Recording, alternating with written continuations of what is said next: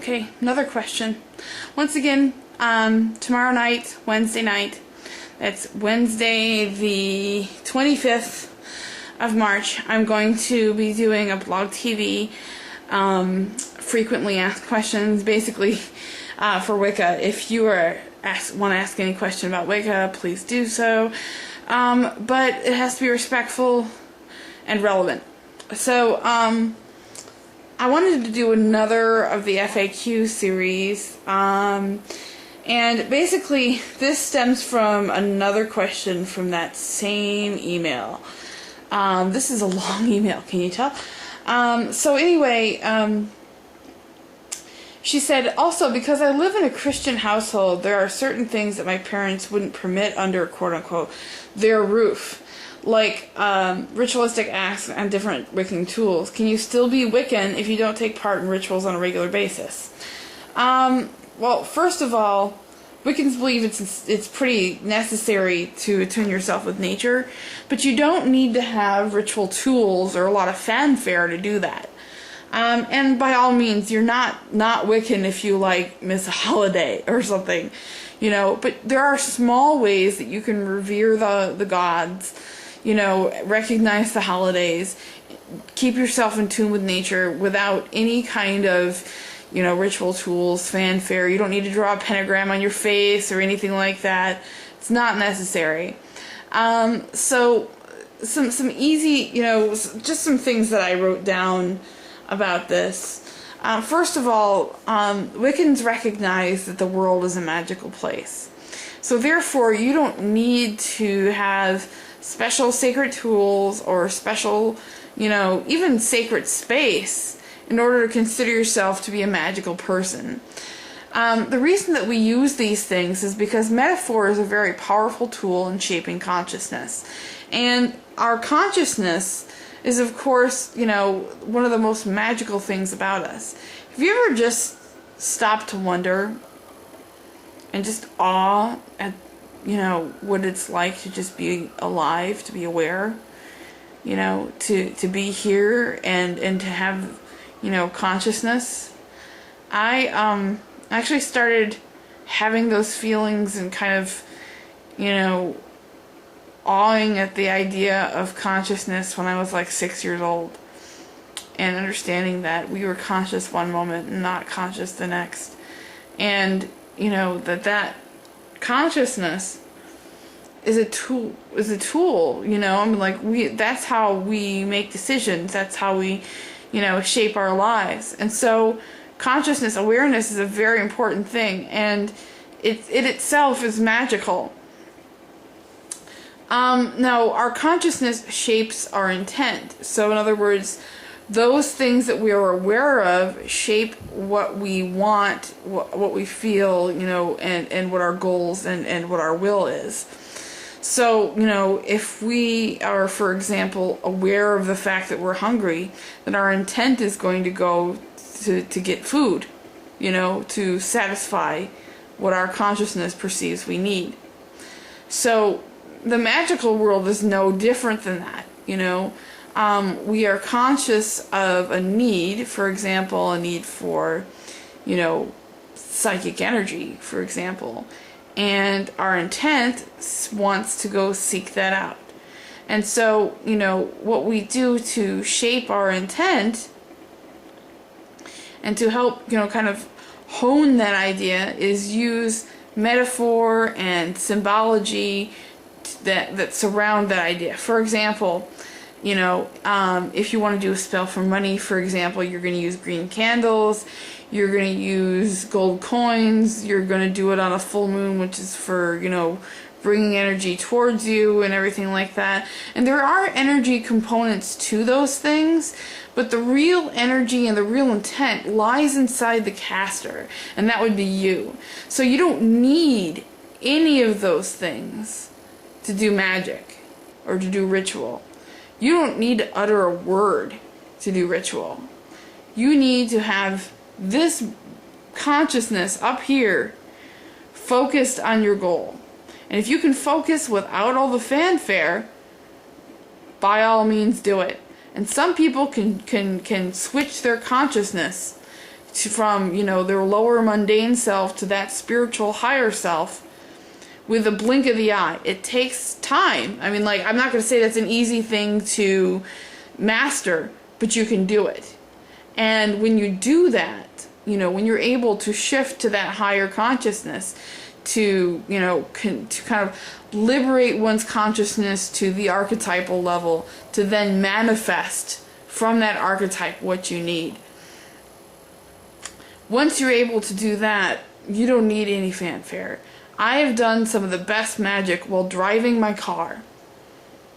You know, perfect example is, I can't remember which one of Penzak's books this is that has it, but I know that one of Penzak's books has a parking ritual in it, where he talks about, you know, one of the most, you know, if you live in the city, parking can be rough. I know it's rough in my neighborhood, that's for sure. And so one of the best spells to do is to train your consciousness to, you know, try to, you know, get that parking spot. And, you know, this is where the whole chaos and order thing comes in, you know. What are the chances that you're going to find an available parking spot where you need it? Well, what that consciousness does when it liberates to that higher plane is it puts the odds in your favor that you will find a parking spot. Will you find one every time?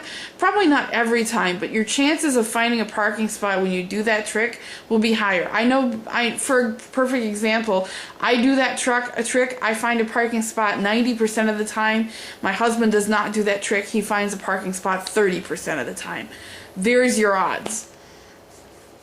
You know, that's just a simple example of how to do magic without doing, you know, without wands, without a chalice, without candles, so forth and so on. You don't need that stuff.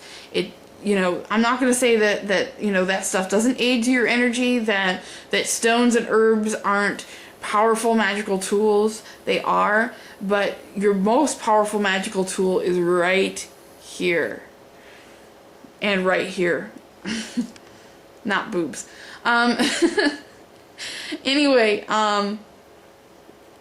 so can you be Wiccan without doing spells? I think, you know, witchcraft itself is about a recognition of magical energy, and what you realize is that, you know, sending out magical energy, that spell energy, is just a more formalized version of, you know, your intent sending out energy, which you do every moment of every day. I'm sending out intent and energy right now to you. So, you know, am I doing a spell? Yes and no. But once you realize that you're sending out magical energy all the time, you know, you'll realize that, you know, you'll become more conscious of that energy that you send out, the words that you use, and, you know, what level of consciousness you're on.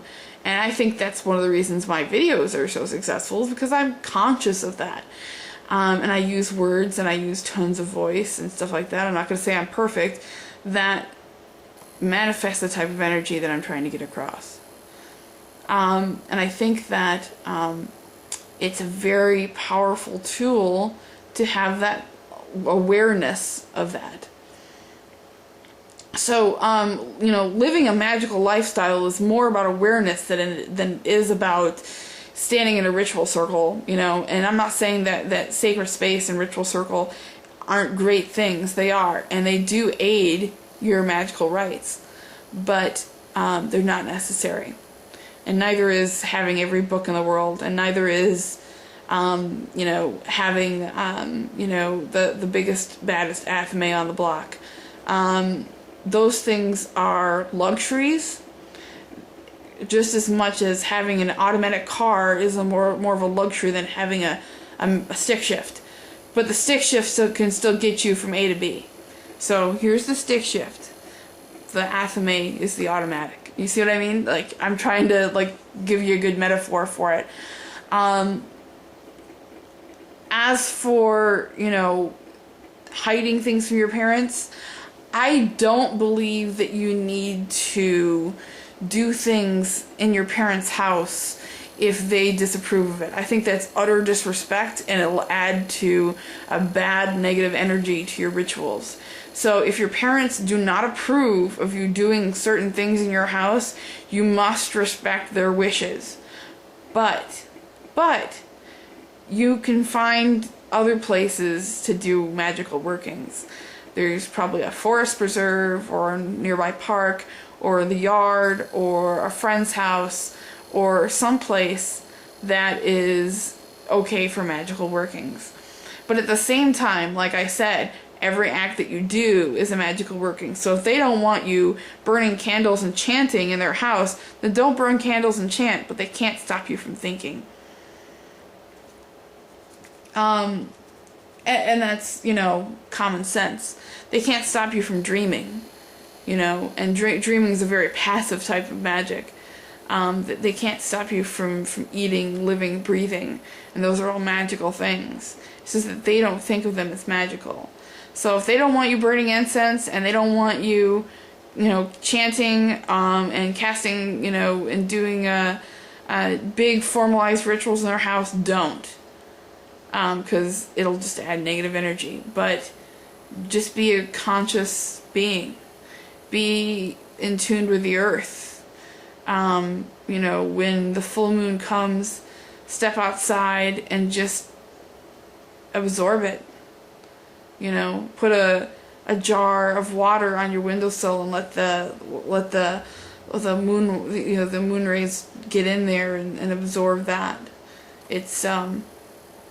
It's not hard to be a witch. You just have to have the right kind of consciousness.